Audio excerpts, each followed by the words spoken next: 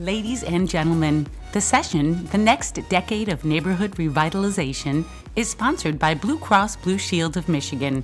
Please welcome founder and president of 360 Detroit Inc., George Adams, Chief Executive Officer of Michigan Community Resources, Shamyle Dobbs, Executive Director for Eden Gardens Community Association, Karen Knox, Executive Director of Corporate Giving for General Motors, Terry Rhadigan, and to moderate the discussion, Chief Operating Officer of the Detroit Regional Chamber, Tammy Carnrike.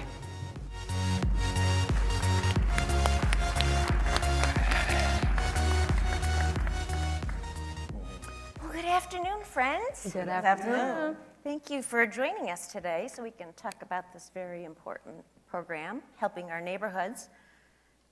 Terry, I want to start with you. Sure. But let me first say to you how proud we are to be your partner.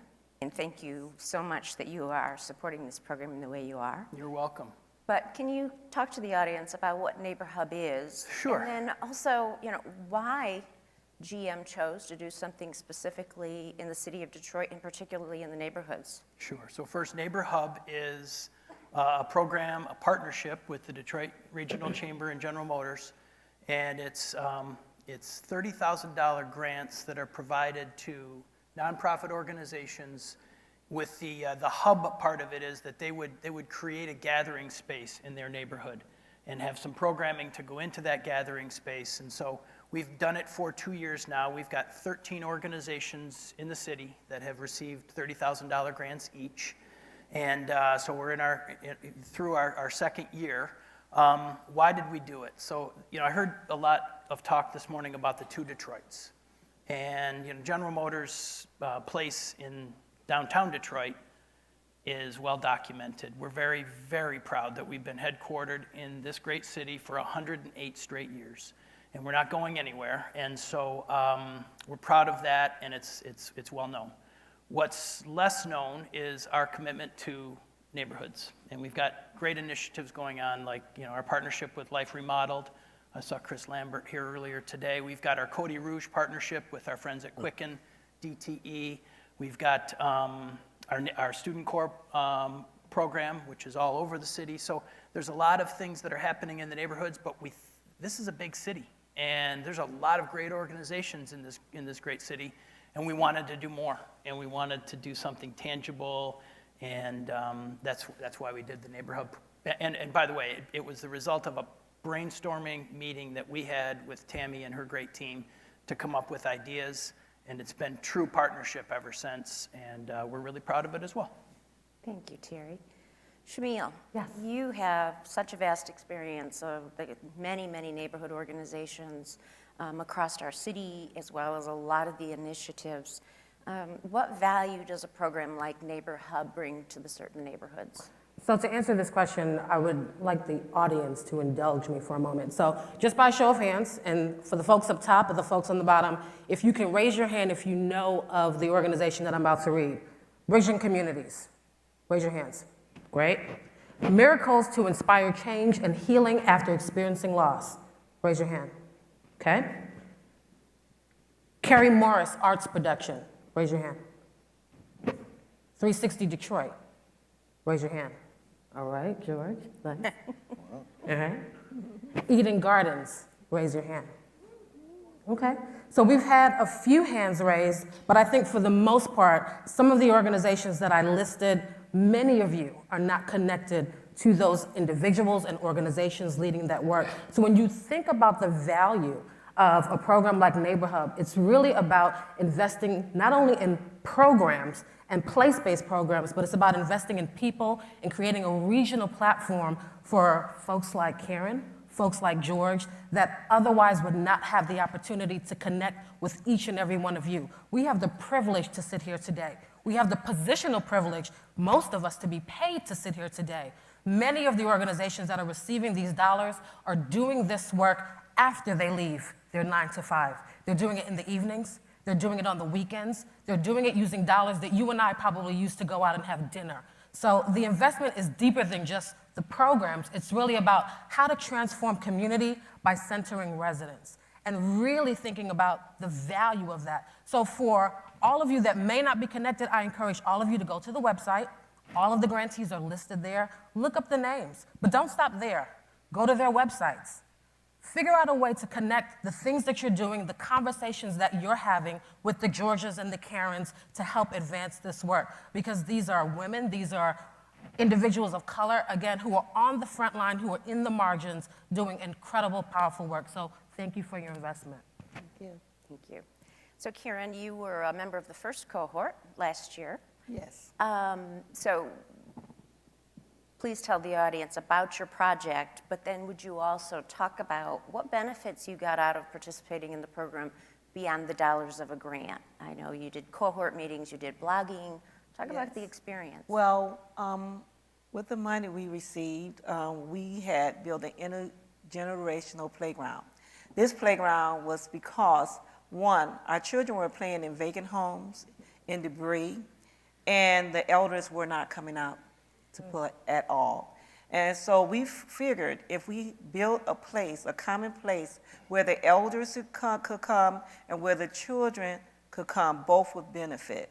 So with the dollars we received, we built this playground where it has exercise equipment for the elders and swings and a teeter-totter and a chessboard, where the two communities of different age group, even though they're in one community, come together and exchange.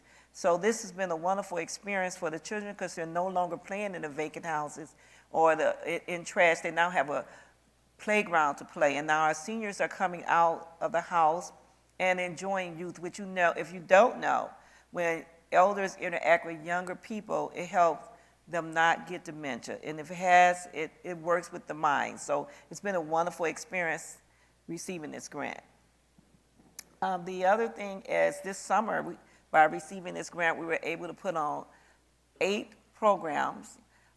We had yoga in the park for adults. We had all graduate day. We had all teens day, all children day. We just made a big event every month, sometimes twice a month, to give the children and the adults a time to come out, and we got to know the neighbors even more. We also had a back to school day where we had horses, we had archery, we had a guy there to teach chess, and everyone just came out, and we had, at every event, of course, we had food, which made it really wonderful. And neighbors are starting to know each other. The elders are starting not to be fearful of the youth.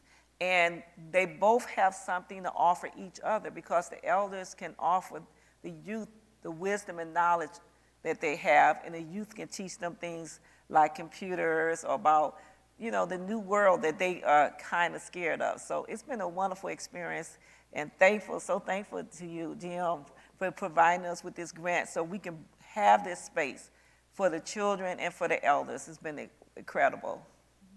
Thank you. That's right. Thank you, Gia. George, this is your first year in this year's cohort. Talk about your project and what you've experienced so far. So our project will be an art house. We started this project based upon the feedback that we got from the community. We survey our community several times a year, and the residents wanted a space that they can call their own. So in this space, we're going to renovate a lower flat of a house, and we're going to offer nutritional cooking. We're going to partner with Henry Ford Hospital to do that. We're going to partner with DFCU to do some literacy training, financial literacy.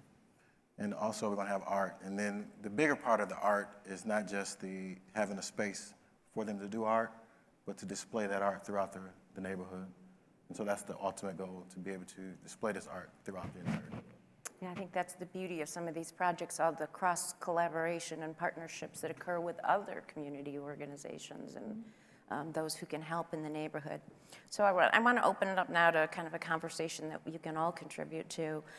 There are many organizations, thankfully, increasing all the time, doing things across the city for the neighborhoods. But what's missing? What are the gaps?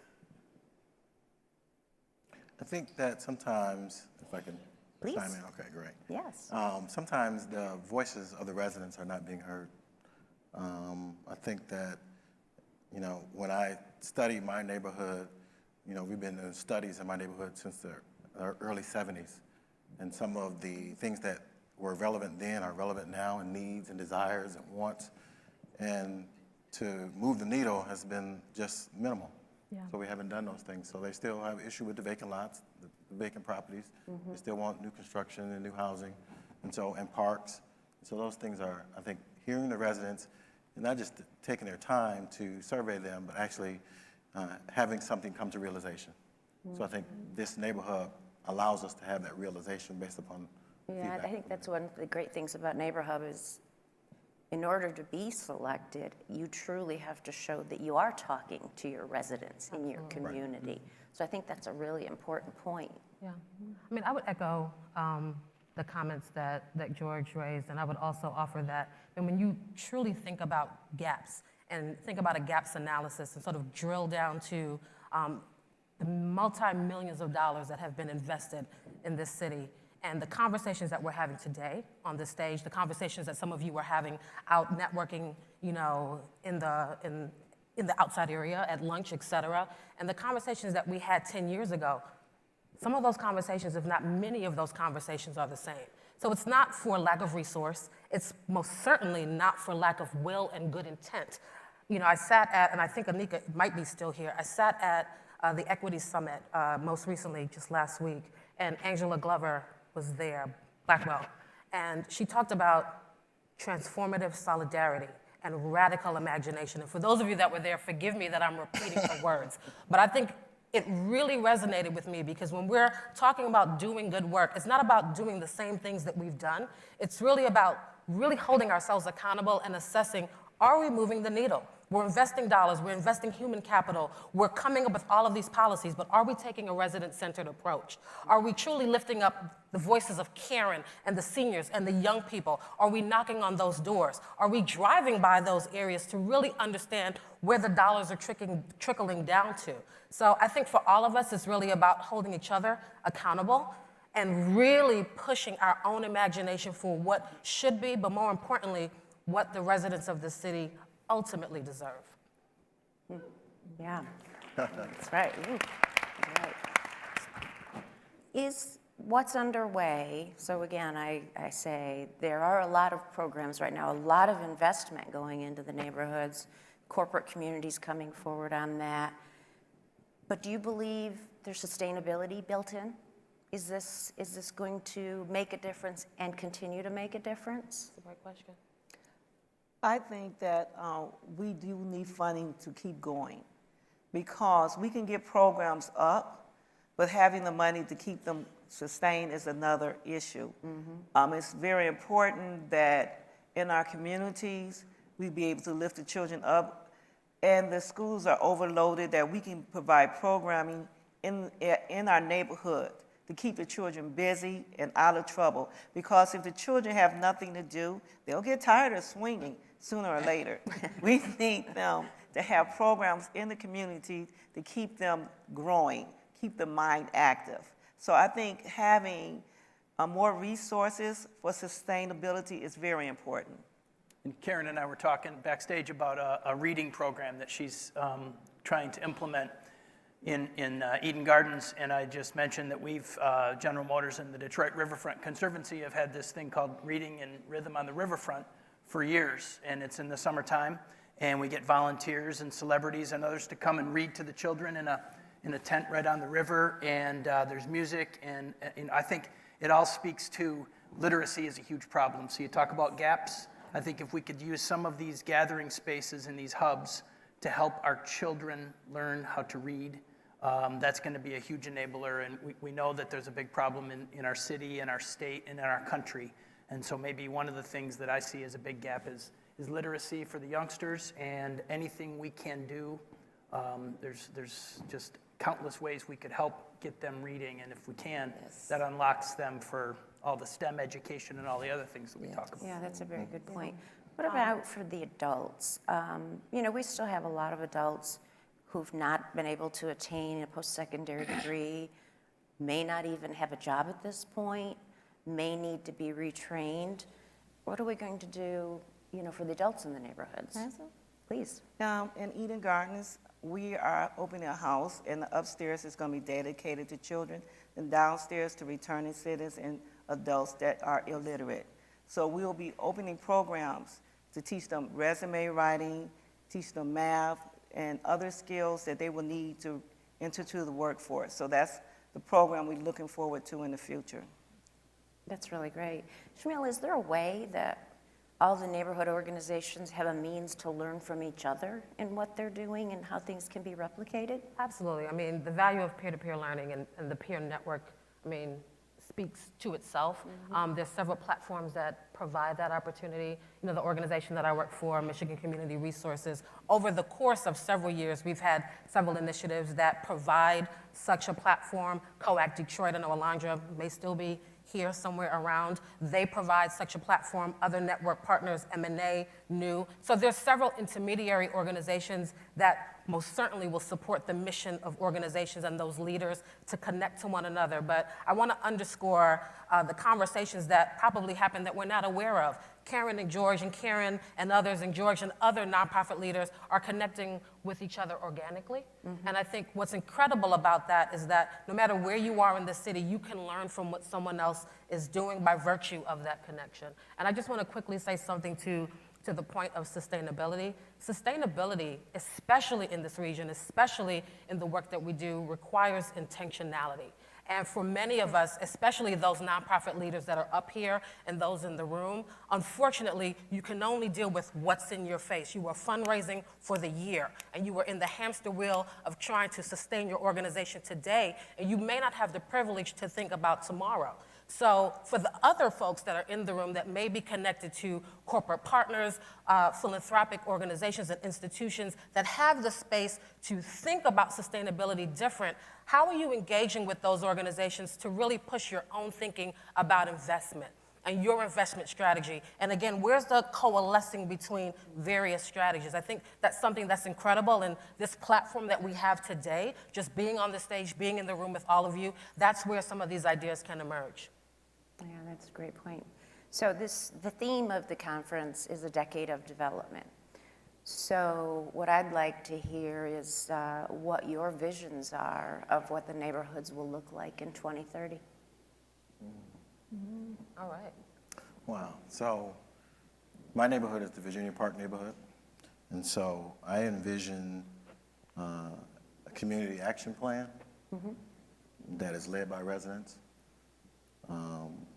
Currently, we are working on a 22,000 square foot park, resident-led. That's what the residents want. And so we're creating this vacant land, turning it into another gathering space so that it can be programmed. We're going to have all various types of programs in this park. It's not, and sometimes we think park and we don't think that that's important. But people want some space that they can go to that's safe and that's clean. So I see new construction, I see affordable housing. So we have 40 acres of vacant land in my footprint, so we have a lot of opportunity for various things. I see green space, and I also see where the community is connected through various exercise loops throughout the neighborhood. We have a group of seniors that walk in the summertime, and just creating a space for them to walk safely throughout the neighborhood where there's some low-level lighting and some benches and some things for them. Nice. Yeah, so that's kind of my That's a great vision, George. Yeah. It is. Yeah. I'm gonna let you go. We see in our neighborhood advancing to have two community centers, one for adults and one for the children. We would like to have therapists on hand for children of trauma. My granddaughter said of emotional overload. Because children of incarcerated parents, children that have seen violence or experienced violence, or children of divorce have to have someone to talk to. So this is one of the programs we would like in our community, and also have a therapist for returning citizens. So I see in the future 2 different places where these places can go on. Also, we would like to build houses and have returning citizens learn the skill of carpentry and construction, and these will also be available for the teens and the youth. and we would like to rebuild our community where all the homes are gone, that there will not be any more vacant lots, and that children can walk to school and from school safely. And we also would like to get on the playground cameras with all the sex trafficking, so we can make sure the children are safe. So we're building a community that we want people to be educated, have access to jobs, know how to get jobs and keep the jobs, and have children grow up to look at their parents with confidence and know what an adult's supposed to do. So our community is looking at trying to build a strong community coming from two directions, from the adults to the youth, and have the elders involved in every way they can. Mm-hmm. So they can do yoga, they can stretch, they can exercise, they can be out in the community with the children. We also have a garden, so we can grow healthy food and teach about healthy eating. So we want this community to be healthy, a community that is knowledgeable, and a community that is beautiful without any trash, without any vacant lots or houses. Another great vision, Karen. Thank you. Terry, I don't want to, I'm sorry. No, I was just going to say, I want to twist it a little for Terry and say, you know, as a leading corporation around the world, investing in people, facilities, communities, where do you see the city of Detroit in 2030? You know, I think in 2030, Tammy, we'll have, under Mayor Duggan's leadership, under Dr. Vidi's leadership, and all the great people that are all pulling in the same direction for the first time in my memory, we're going to have a city that is where you'll want to raise your family. It's going to be safer. The schools are going to be better. The infrastructure is going to improve. I can't help but just be fully optimistic that the next time we're talking about a census, it's not going to be as dire as this time. I know it's really important these next months with regard to the census, but I think you're going to see in 2030 that that's less of a concern, because we are going to have people moving back into the city. Mm-hmm. We're going to have folks immigrating into the city. Those that left will want to come back. Those that are still here would never want to leave. And so my vision for Detroit in 2030 is very, very optimistic. You know, you just brought up a really good point, the census. Is there a lot of work being done to make sure that all the residents in the neighborhood participate in that census? Oh, yes. Yeah. Yeah, there is. Because that's going to be so important. And I do know Mayor Duggan's doing a fabulous job of planning for that with the task force. Shamyle, you never got to answer the question about the vision of the neighborhoods in 2030. Yeah. It was just a quick point to piggyback off of Karen and George. And again, I would be remiss to give the impression that the work that I do, the work that I'm privileged to do, places me on the front lines. I get to support the organizations and the individuals on the front lines. So with that said, because I have a captive audience, I think for me the vision most certainly is to not exhaust the resilience of our elders and our neighbors and our community residents that again are holding on to the quality of life in their neighborhoods by using resources on their own. And I'm gonna tell Karen's story because Karen didn't tell her story.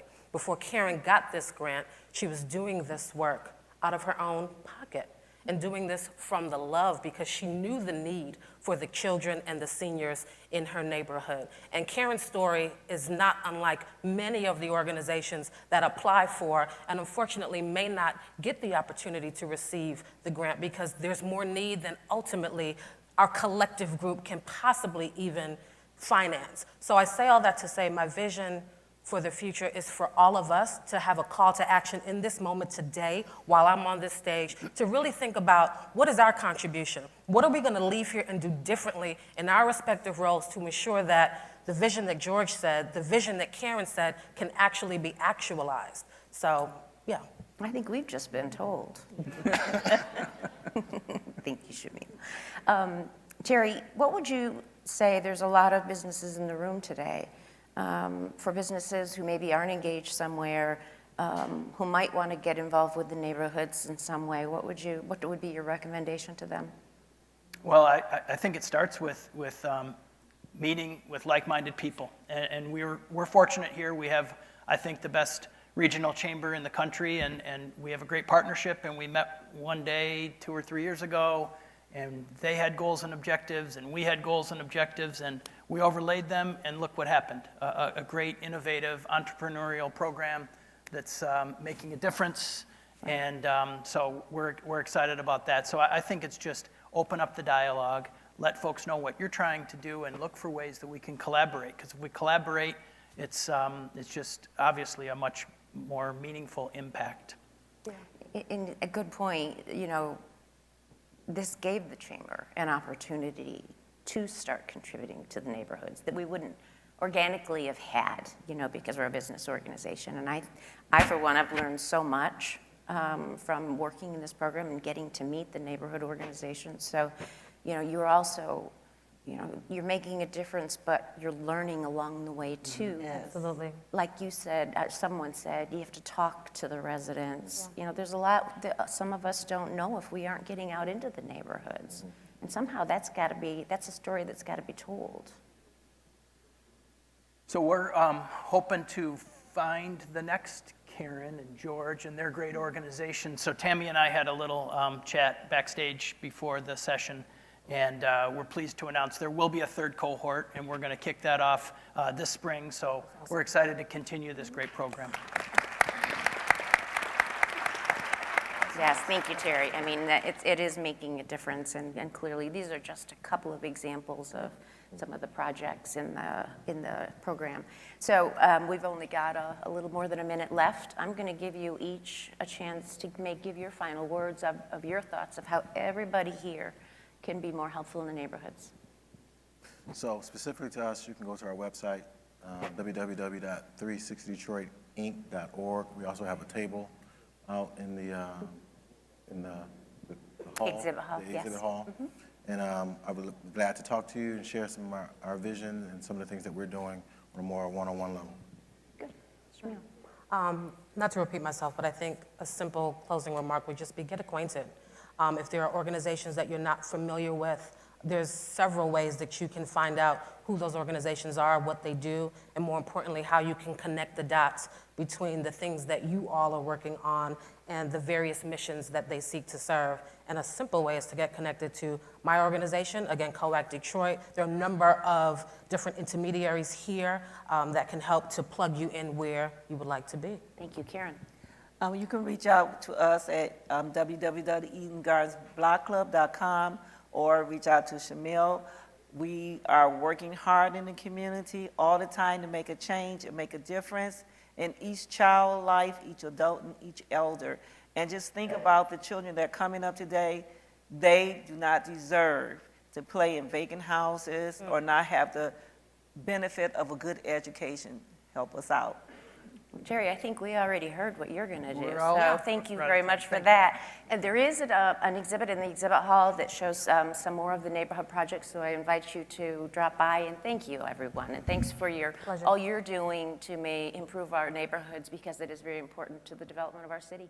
Thank you. Thank you, everyone. Thank you.